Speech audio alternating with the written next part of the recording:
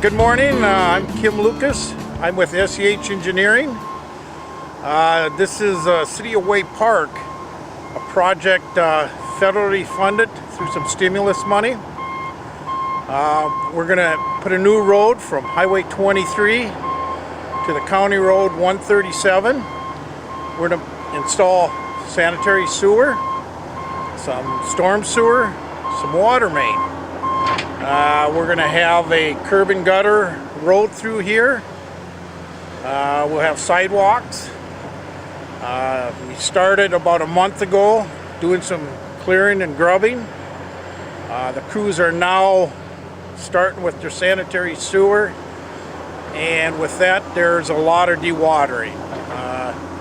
We have to get that water down before our sewer can be installed.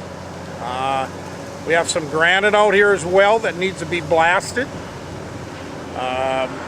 It's been a goal for the city to connect our water main on this west end. It will now be looped, which is what the city's been firing at for a long time. With the help of this federal aid, this project was able to be started this fall. We will continue to go as long as Mother Nature allows us this year, and then in the spring we will start up again and finish this job sometime, hopefully end of August of 2010.